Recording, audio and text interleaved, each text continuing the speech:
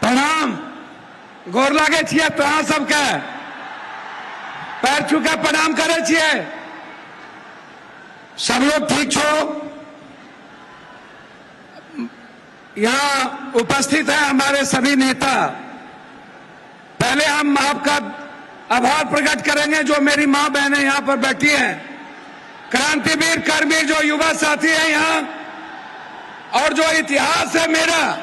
मैं एक बात आपको बता दूं, मैं सिर्फ सीमांचल और कोसी के विकास के लिए आज जो यहाँ बहुत हमारे माननीय मंत्री जी लोग जो वरिष्ठतम मिनिस्टर हैं, हमारे जीतन बाबू यहाँ पर मौजूद हैं जो हमारे लिए पिता के तरह है, चिराग पासवान जी जो मेरे बहुत ही करीब, रामविलास जी ही मेरे साथ बहुत करीब थे, मैं गिरिराज जी का, सभी लोगों का, माननीय सांसद, माननीय बिहार सरकार के मंत्री, माननीय विधायक और माननीय विधान पार्षद, और यहाँ उपस्थित इस सीमांचल और कोसी की आवाज, एक जिन्होंने संघर्ष किया, जिन्होंने जिद था, जिनके भीतर जुनून था एक परिवर्तन का, और वो संकल्प लिया गया था।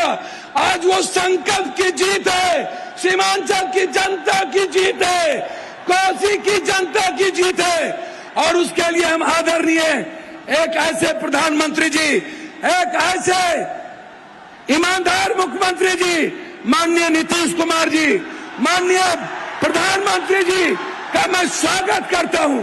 मैं धन्यवाद देता हूं दिल के गहराइयों से कि आपने हमारे सपनों में साथ दिया, आप हमारे उम्मीद के साथ खड़े हुए, और आप हमारे विश्वास की ताकत बने। आपका अभिवादन, आपका अभिनंदन।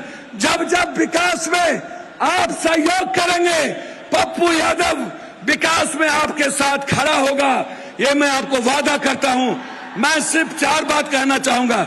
एक, माननीय दिलीप बाबू, आप नायक हैं, आप नेतृत्व कर रहे हैं, आप पर गर्व है हमें। मैं सिर्फ इतना कहना चाहूंगा, हम 5 चीज का डिमांड करना चाहेंगे। माननीय मंत्री और पूरा बिहार सरकार, पूरा भारत सरकार यहाँ पर मौजूद है। नित्यानंद बाबू से भी बहुत उम्मीद है, हमें अपेक्षा है कि नित्यानंद बाबू हमारी बात को सुनेंगे। एक आग्रह है कि आप कोसी सीमांचल जो बाढ़ से पीड़ित है, हार्ड डैम, हम बार बार हार्ड डैम का मांग उठाते हैं। आप इस कोसी सीमांचल के बाढ़ से मुक्ति के लिए हार्ड डैम पर, नित्यानंद बाबू आपकी ताकत है, आप होम मिनिस्टर हैं, हार्ड डैम कई बार आप बोल चुके हैं, हम हार्ड डैम आपसे डिमांड करेंगे। नित्यानंद जी और हमारे केंद्रीय मंत्री जी से आग्रह करेंगे कि हम चाहते कि हम सिर्फ विकास चाहते हैं।